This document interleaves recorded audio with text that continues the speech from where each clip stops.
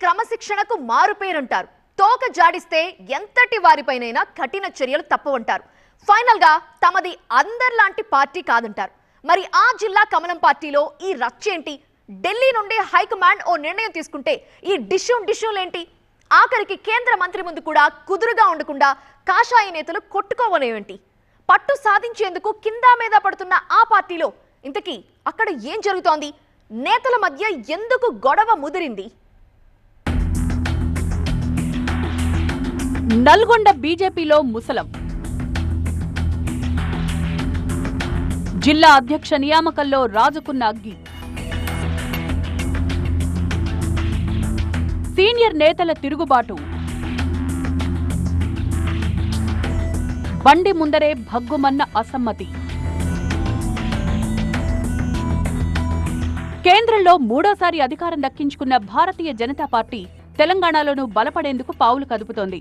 8 MP 8 MLA స్థానాలతో రాష్ట్రంలో అనూహ్యంగా graph పెంచుకున్న ఆ పార్టీ వచ్చే ఎన్నికల్లో అధికారమే లక్ష్యంగా వ్యూహ ప్రతివ్యూహాలతో ముందుకు వెళ్తోంది. కిషన్ రెడ్డి నేతృత్వంలో ఇక్కడి కాంగ్రెస్ ప్రభుత్వంపైన పోరాటం కొనసాగిస్తోంది. ఎప్పటికప్పుడు ఎదురయ్యే ఎన్నికల సవాళ్లను అధిగమించేలా శ్రేణులను సన్నద్ధం చేసే పనిలో ఉన్న బీజేపీకి ప్రస్తుతం నల్గొండ జిల్లా కంట్లో నలుసులా తయారైంది. జిల్లా పార్టీలో అధ్యక్ష ఎన్నికపై పెద్ద దుమారమే రేగుతోంది. బీజేపీ సంస్థాగత ఎన్నికల ప్రక్రియ తుది దశకు చేరుకున్న వేళ నల్గొండ బీజేపీ అధ్యక్షుడి నియామకం ఆ పార్టీలో నిప్పు రాజేసింది. రాష్ట్ర కమిటీ ప్రకటించిన జిల్లాల అధ్యక్షుల జాబితాలో నల్గొండ నుంచి డాక్టర్ నాగం వర్షిత్ రెడ్డిని ఖరారు చేసింది. ఇప్పటికే ఏడాది కాలంగా జిల్లా అధ్యక్షుడిగా ఉన్న వర్షిత్ రెడ్డికి మరోసారి అవకాశమిచ్చింది. దీంతో ఒక్కసారిగా అసమ్మతి భగ్గుమంది.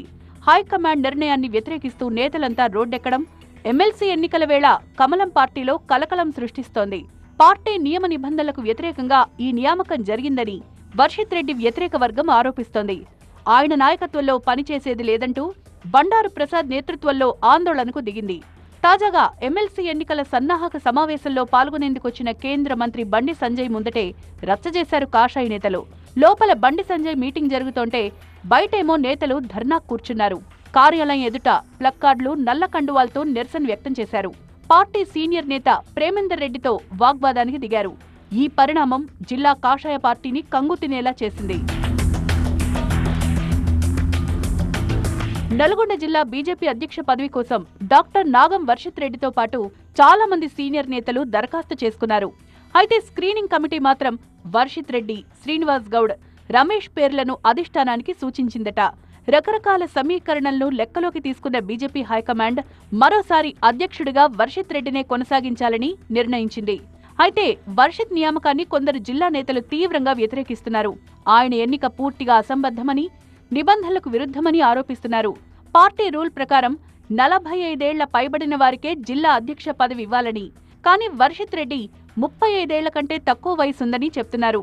క్రియాశీల సభ్యత్వం ఉన్న నేతలకే అవకాశం ఇవ్వాలనే నిబంధన ఉన్నా వర్షిత్ రెడ్డి విషయంలో ఎందుకు సిద్ధాంతాలు పక్కన పెట్టారని ప్రశ్నిస్తున్నారు. అనర్హుడైన వర్షిత్ రెడ్డిని జిల్లా అధ్యక్ష పదవి నుంచి తప్పించకపోతే తమ దారి తాము చూసుకుంటామని హెచ్చరిస్తున్నారు.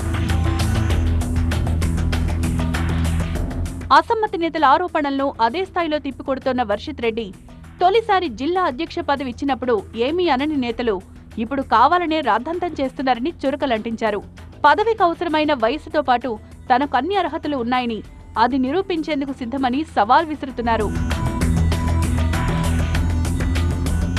ఉమ్మడి జిల్లాలో ఉనికి కోసం పట్టు కోసం పరితపిస్తోన్న బీజేపీకి ఇక్కడి నేతల తీరు పెద్ద తలనొప్పిగా మారినట్లు కనిపిస్తోంది. నల్గొండ జిల్లా అధ్యక్షుడి నియామకమే కాదు, యాదాద్రి, సూర్యాపేట జిల్లాల అధ్యక్ష పదవుల విషయంలోనూ ఇలాంటి వాతావరణమే ఉందట. అందుకే ఆ జిల్లా అధ్యక్షుల పేర్లు ప్రకటించకుండా పెండింగ్లో పెట్టారు. సూర్యాపేట జిల్లా అధ్యక్షుడిగా మాజీ ఎమ్మెల్యే సంకినేని వెంకటేశ్వరరావు తనయుడు సంకినేని వరుణ్ రావు పేరు ఖరారైనట్టు ప్రచారం జరిగినా చివరి నిమిషంలో వెనక్కి తగ్గినట్టు తెలుస్తోంది. పార్టీ నిబంధనల ప్రకారం వయసు లేకపోవడమే దీనికి కారణమని చెప్తున్నారు. అయితే నల్గొండ జిల్లా విషయంలో మాత్రం మరోసారి వర్షిత్ రెడ్డి వైపే మొగ్గు చూపిన హైకమాండ్ ప్రస్తుత పరిస్థితిని ఊహించలేదు. జిల్లా పార్టీ నేతలు 2 వర్గాలుగా విడిపోవడంతో క్యాడర్ నలిగిపోతోంది. మరి ఈ పరిస్థితిని బీజేపీ హైకమాండ్ ఎలా హ్యాండిల్ చేస్తుందో చూడాలి.